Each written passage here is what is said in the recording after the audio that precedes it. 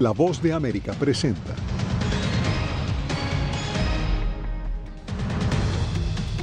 Recrudecen los combates entre Israel y Hamás mientras la ONU expresa alarma ante la posibilidad de que se hayan perpetrado crímenes de guerra. Crece la presión sobre la Casa Blanca por su posición en el conflicto, incluso desde el partido en el gobierno.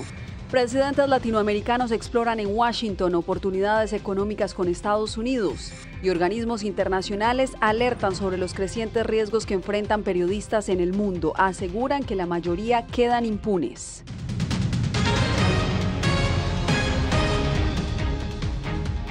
¿Qué tal? Bienvenidos. Aquí comienza El Mundo al Día. Soy Yasmín López. Se expande el conflicto en la Franja de Gaza. En los últimos minutos, una serie de explosiones han sacudido el cielo entre Israel y Gaza. Esto cuando las fuerzas de defensa israelíes anunciaron que tienen rodeado el enclave y ya se enfrentan en el terreno con los militantes del grupo islamista Hamás. Israel también informó hoy que el número de rehenes aumentó a 242. Pilar Cebrián se encuentra en Tel Aviv y nos trae el reporte. El ejército israelí ya confirma que han muerto 18 soldados israelíes en los combates en Gaza, mientras que el Ministerio de Sanidad palestino reporta que son más de 9.000 las víctimas mortales. Mientras tanto, los combates en Gaza se recrudecen, la lucha es cuerpo a cuerpo y la espiral de violencia se está contagiando a Cisjordania. Las redadas israelíes ya han provocado la muerte de 134 palestinos y más de 1.740 han sido detenidos, según la autoridad palestina. Ya son más de 9.150 los fallecidos en Gaza y Cisjordania, según el Ministerio de Salud palestino. Israel continúa sus operativos en ambas zonas, pese a que casi 2 decenas de sus soldados han sido dados de baja. En la Franja de Gaza operamos con menos de la mitad del personal que tiene la Fuerza Aérea, que está preparada y lista. En Cisjordania, otro sector habitado por palestinos, hay también crecientes tensiones. En las últimas horas, un hombre armado palestino, aún no detenido, disparó contra un israelí que se movilizaba en motocicleta. Este jueves un menor palestino de 14 años fue enterrado, uno de los más de 3.600 niños que han perdido la vida a consecuencia de los enfrentamientos que se desataron el 7 de octubre. Estamos hablando de niños que presencian cómo sus padres, sus familias, sus hermanas y hermanos son asesinados frente a ellos, cómo sus casas y sus comunidades desaparecen en una fracción de segundo. La agencia de la ONU destacó la importancia de respetar el derecho internacional y humanitario y proteger a los niños y las infraestructuras civiles de las que dependen. 3 semanas después de iniciadas estas tensiones, tras la incursión de Hamás dentro de Israel, La Voz de América habló con familiares de algunas víctimas. Ha sido muy difícil enterarnos de que nuestra amada hija fue asesinada y que no la volveremos a ver, pero también es un alivio. Sabemos que falleció y que no sufrió mucho y que ya no está en los túneles de Hamás. Creo que la responsabilidad de cualquier gobierno del mundo es mantener la seguridad de su propio pueblo. El gobierno de Israel fracasó. Mis nietos no estaban seguros. Desde el este de Rafah, en Gaza, cerca de la zona de evacuación, cohetes fueron lanzados hacia Israel. Cientos de personas aguardan en la frontera a su turno para salir de Gaza. En la lista de personas autorizadas para salir hoy hacia Egipto había unos 600 nombres. La mayoría son gazatíes que tienen una segunda nacionalidad. De entre ellos hay hasta 400 estadounidenses que en todo momento han estado en contacto con el Departamento de Estado. A pesar de ello, la congestión hoy en el paso de Rafah era importante, por lo que es posible que no hayan podido salir todos los que estaban previstos. De hecho, en la lista de hoy había nombres repetidos que también figuraban en la lista de ayer. Pilar Cebrián, Voz de América, Tel Aviv. Acá en Estados Unidos, el presidente Joe Biden hizo un llamado por una pausa humanitaria que permita no solo la distribución de ayuda en Gaza, sino también la liberación de los rehenes que Hamás tiene en su poder. Paula Díaz, al parecer la asistencia no ha llegado a los más necesitados. ¿Cuál es la situación? Yasmín, pues con el paso de los días aumenta el llamado para el cese al fuego para que la ayuda humanitaria ingrese a los lugares donde no ha podido llegar. A esto se suma que no se ha llegado a un acuerdo para la distribución del combustible, que es vital para el funcionamiento de los equipos médicos. Es por esto que el presidente Biden pide una pausa a este conflicto. El presidente Joe Biden considera que debería haber una pausa humanitaria en la guerra entre Israel y Hamás.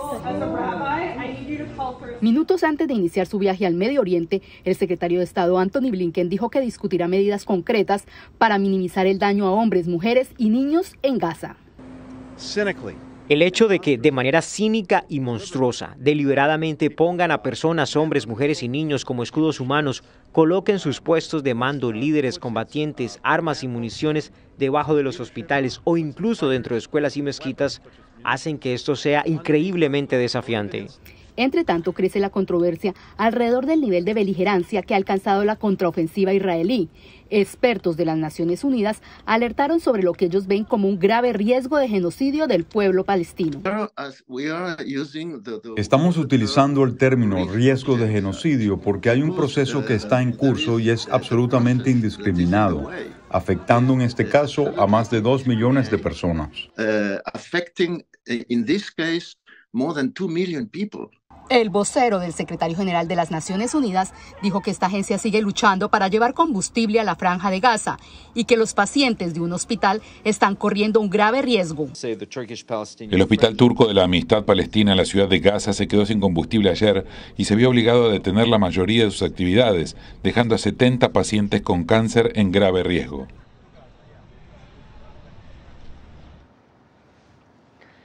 Parece que todos los sectores, incluido Líbano, Cisjordania o cualquier otro lugar de la región. Gracias, Paula. Y justamente esos esfuerzos se deben en gran parte a que el presidente Joe Biden se ha enfrentado a las protestas de algunos de los miembros de su propio partido demócrata por su apoyo inquebrantable a Israel, al tiempo que en ese país amplía su contraofensiva en Gaza y, como lo vimos anteriormente, la cifra de civiles muertos y heridos en Gaza continúa en ascenso.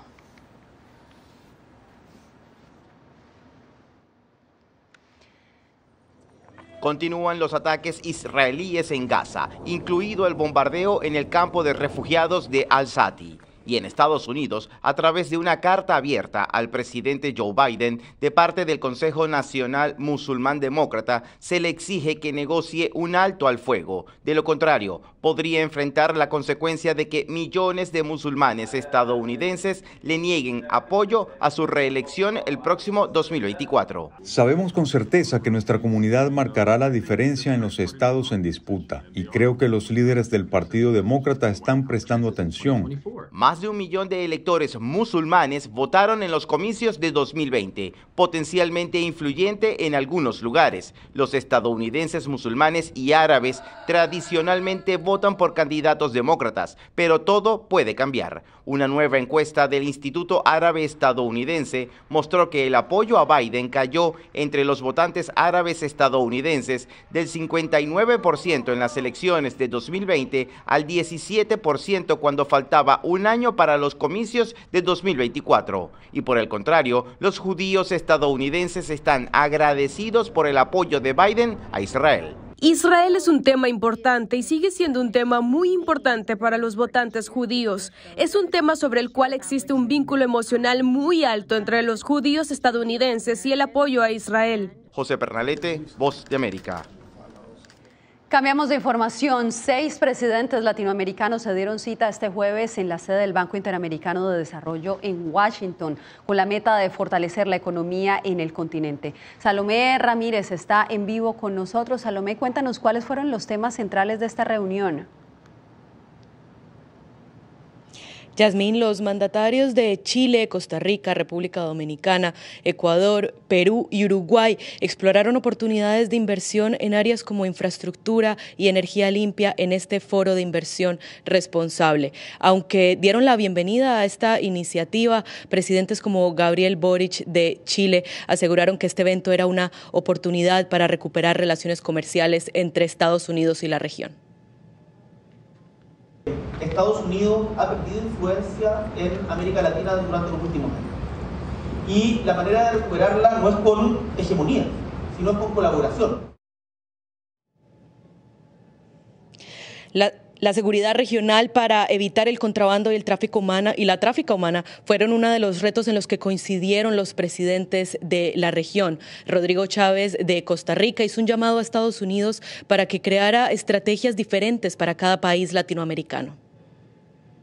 Si nosotros estamos llevando más mundo, como decía mi amigo Guillermo Lazo, a nuestros países y más de nuestros países al mundo, ¿por qué los Estados Unidos no están tomando acciones diferenciadas para cada país.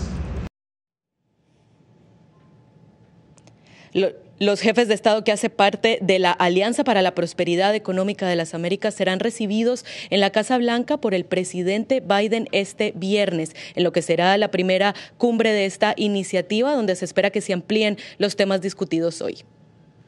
Era Salomé Ramírez informando desde la Organización de Estados Americanos. Salomé, gracias por el reporte. Y en el Día Internacional para poner fin a la impunidad de los crímenes contra periodistas, Naciones Unidas asegura que más de un 80% de las amenazas contra periodistas no se investigan adecuadamente. Organismos internacionales abordaron los obstáculos existentes en un encuentro hoy en la OEA. Julia Riera nos informa. Según el Comité para la Protección de los Periodistas, al menos 33 profesionales de los medios de comunicación han muerto cubriendo el conflicto entre Israel y Hamás. Los periodistas son civiles y deben ser tratados como tal. No son el objetivo y su trabajo es realmente vital. Pero los periodistas que están en Gaza no son los únicos que enfrentan riesgos. México es uno de los países donde más muertes de periodistas resultan impunes. A menudo los fallecidos investigaban temas como la corrupción o el tráfico de drogas. Los políticos que están en el poder no están interesados en que se investiguen esos asuntos. También significa que la protección de los periodistas no funciona. La misma autoridad que está involucrada en la muerte del periodista supuestamente es la que tiene que protegerlos. En el Día Internacional para poner fin a la impunidad de los crímenes contra periodistas, expertos y profesionales de la comunicación se reunieron en Washington para abordar los desafíos que enfrentan los periodistas. Los expertos destacaron especialmente la situación de violencia que experimentan los trabajadores de los medios de comunicación durante elecciones. La UNESCO señala que entre enero de 2019 hasta junio de 2022, al menos 759 profesionales de los medios de comunicación fueron atacados durante periodos electorales en 70 países. Expertos señalan que para garantizar que los crímenes contra periodistas no queden impunes, debe haber mayor coordinación entre las autoridades. Julia Riera, Voz de América, Washington. Y justamente la frontera norte de México es una de las zonas más riesgosas para los periodistas debido al crimen organizado y la corrupción. Ahora una alianza de organizaciones no gubernamentales estadounidenses respalda a la prensa independiente. Vicente Calderón nos informa.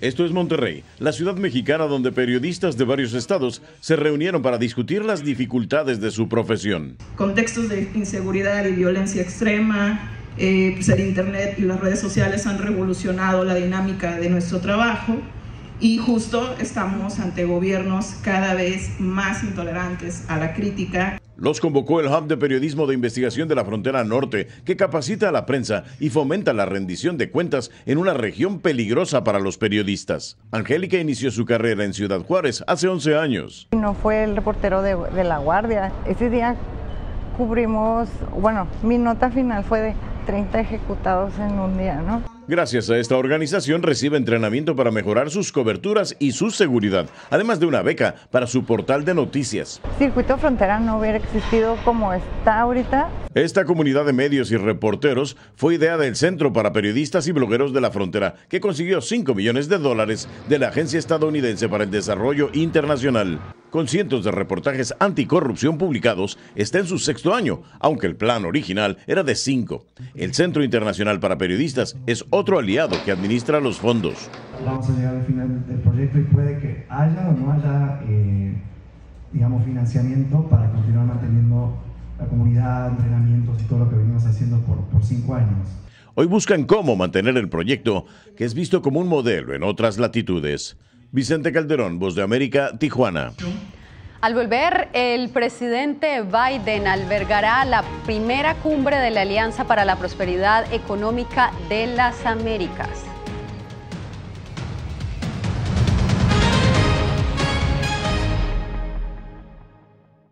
Soy Belén Mora, periodista de La Voz de América. Como reportera y presentadora tengo la responsabilidad de acercarles las historias que se generan en Washington y que impactan tu entorno cercano. Desde perspectivas diversas en un ambiente informativo en constante evolución que pone a prueba y nos hace poner en la balanza nuestros valores profesionales, te presentamos información veraz, porque en La Voz de América la prensa libre importa.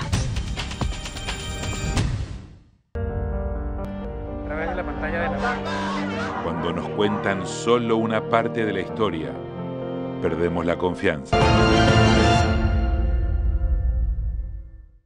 Soy Jacopo Luzzi, reportero de La Voz de América aquí en Washington, D.C. Ya sea informando desde el Capitolio, desde la Casa Blanca, cubriendo el impacto del cambio climático, el impactante tema migratorio, o subir en un avión y cruzar medio mundo para estar en el lugar de la noticia con la información precisa y veraz, este es mi compromiso como periodista. Un compromiso de vida profesional que comparto con ustedes, porque en La Voz de América la prensa libre importa.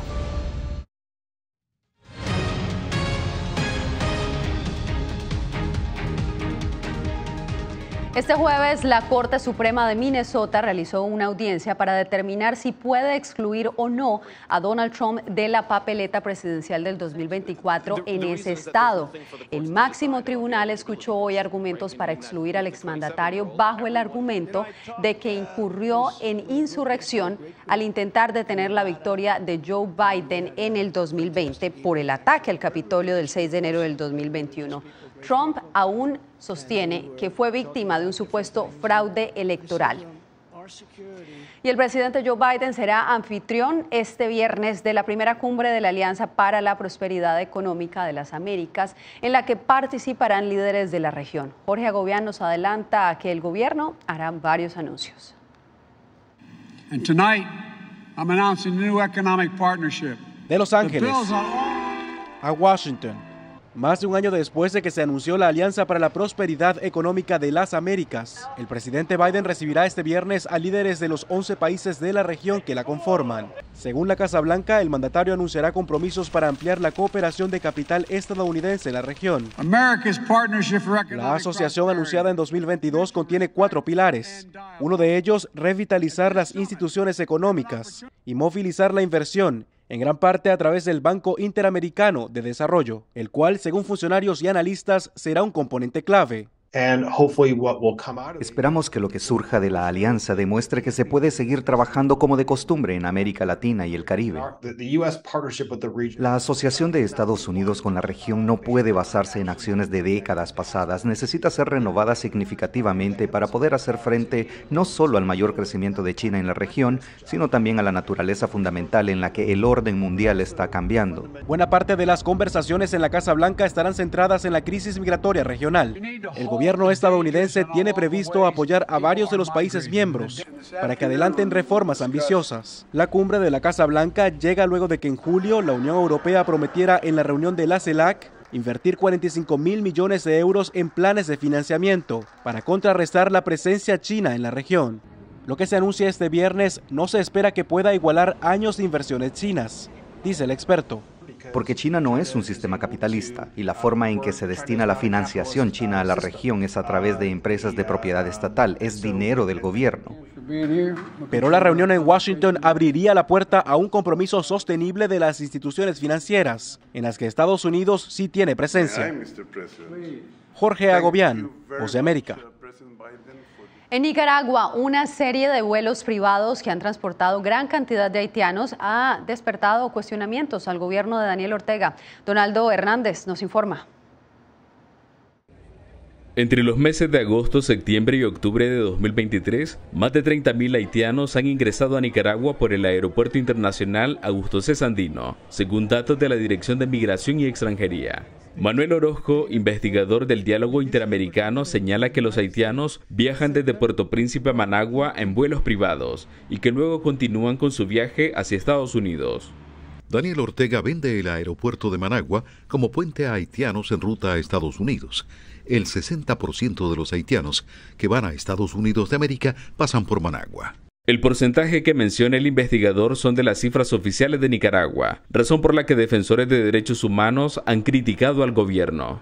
El hecho de que esté permitiendo que miles de haitianos utilicen en nuestro país, o sea, Nicaragua, como un trampolín para llegar a los Estados Unidos, no es más que un negocio para él.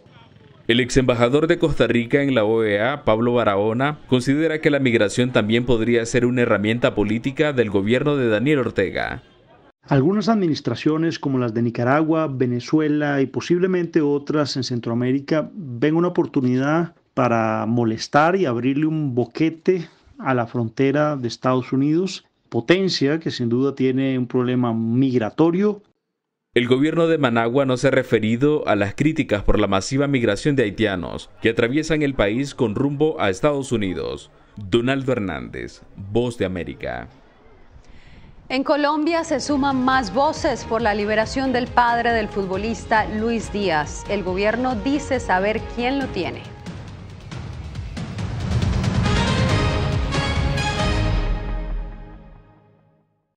Hola, soy Natalí Salas Guaitero, conductora de La Voz de América. Desde pequeña desarrollé un gran deseo por darle voz a aquellos que son invisibles por una u otra razón. Ya ha sido reforzada. Me enorgullece ser parte de La Voz de América, un equipo en el que la ética y la búsqueda de la verdad siempre son el norte.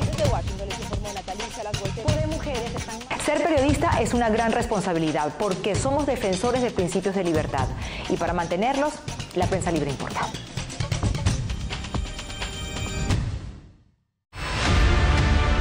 No concibo una democracia sin periodistas. El libreto manda a un conflicto constante con la prensa independiente, con los medios de comunicación. Periodismo, la prensa libre importa. Una coproducción de La Voz de América con nuestras afiliadas en la región.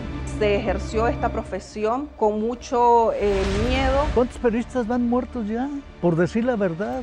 Disponible en vozdeamerica.com. Soy Fabiola Chambi, corresponsal de La Voz de América en Bolivia. Retratar la complejidad de mi país para una audiencia internacional le ha dado una nueva perspectiva a mi labor como periodista. Desde esa mirada descubro en el día a día que el trabajo que realizo en La Voz de América me ha permitido dar vida a los valores del periodismo profesional. Aquel que les informa a ustedes, nuestras audiencias, con balance, precisión y profundidad. Porque en La Voz de América, la prensa libre importa.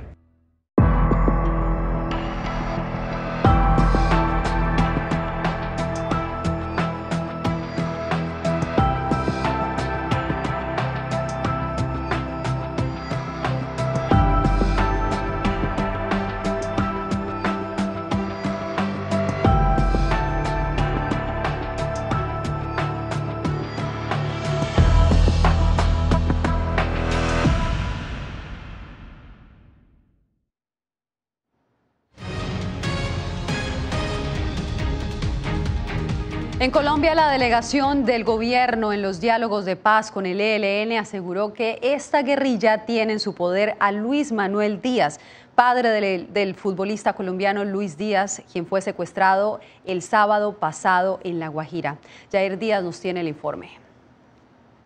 El senador Iván Cepeda, miembro de la delegación de diálogos de paz del gobierno de Colombia con el ELN, apuntó que esta guerrilla tiene secuestrado al padre del futbolista colombiano Luis Díaz, Luis Manuel Díaz. Está identificada la responsabilidad de este secuestro en cabeza de una unidad del Ejército de Liberación Nacional. Diferentes sectores han expresado su rechazo al ELN por tener en su poder desde el pasado sábado a Mane, como es conocido el progenitor del delantero del Liverpool y la selección Colombia. Es la consecuencia del tratamiento de príncipes que les da el gobierno Petro a ese grupo criminal. Desde su tierra, familiares y cercanos a la familia Díaz le hacen un llamado a los raptores de Mane a respetar la vida del entrenador de fútbol, retenido en su pueblo natal en el departamento de La Guajira. Solo le pedimos que así como todo el pueblo aclama que lo suelten, nosotros como familia mucho más. Desde Barrancas y con el corazón en la mano pedimos a este grupo que lo liberen, que lo regresen sano y salvo al seno de su hogar. El pueblo está dolido con lo que está pasando con el papá de Luis Díaz. Más de 160 hombres de las fuerzas militares continúan con los operativos de búsqueda de Luis Manuel Díaz. Mientras tanto, la delegación del gobierno le recuerda al ELN que el secuestro viola el derecho internacional humanitario. Jair Díaz, Voz de América, Bogotá. Tenemos más al volver. En el Día de los Difuntos, Ecuador honra a sus seres queridos con deliciosos y tradicionales platillos.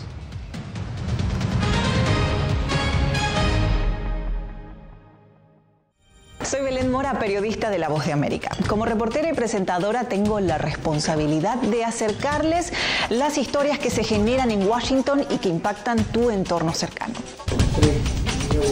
Desde perspectivas diversas en un ambiente informativo en constante evolución que pone a prueba y nos hace poner en la balanza nuestros valores profesionales, te presentamos información veraz, porque en La Voz de América la prensa libre importa.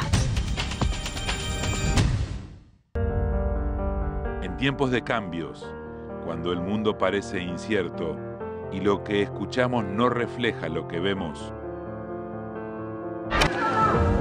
buscamos la verdad. A través de la pantalla de la... Cuando nos cuentan solo una parte de la historia, perdemos la confianza. Soy Jacopo Luzzi, reportero de La Voz de América aquí en Washington, D.C. Ya sea informando desde el Capitolio, desde la Casa Blanca, cubriendo el impacto del cambio climático, el impactante tema migratorio, o subir en un avión y cruzar medio mundo para estar en el lugar de la noticia con la información precisa y veraz, este es mi compromiso como periodista. Un compromiso de vida profesional que comparto con ustedes, porque en La Voz de América la prensa libre importa.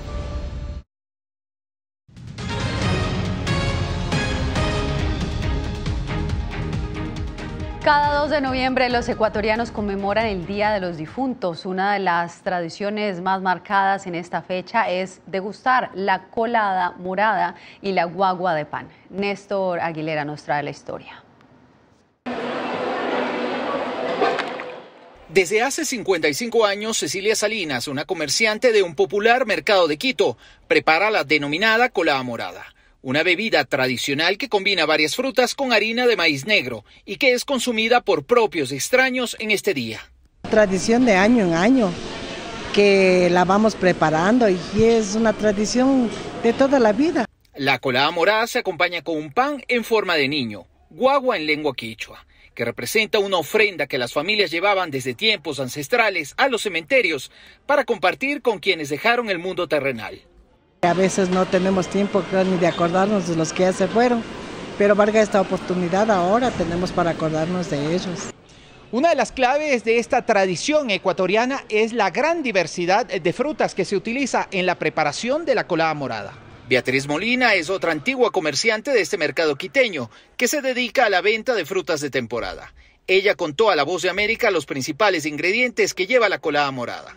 Mora, mostiño, naranjilla, guayaba, las hierbas de esta harina que es, y encima va el babaco, la frutilla y la piña, que se hace en almíbar. Parte de la tradición en esta fecha, feriado local en el país andino, es que las familias se reúnan también para preparar la colada morada y las guaguas de pan. Néstor Aguilera, Voz de América, Quito. Y esta fecha es celebrada en muchos de los países de América Latina a través de diferentes expresiones culturales. En La Habana, Cuba, por ejemplo, tuvo lugar un festival que conmemora cada año a los muertos y celebra la continuidad de la vida. Con música y baile, así como lo están viendo, se realizó este vibrante desfile y también hubo un altar dedicado a destacadas figuras cubanas y mexicanas. En La Paz, los bolivianos hornearon el tradicional pan con forma de niño. Lo llaman tanta guagua y para ello representa a los difuntos y es presentado como ofrenda a las almas. Con esto me despido por hoy.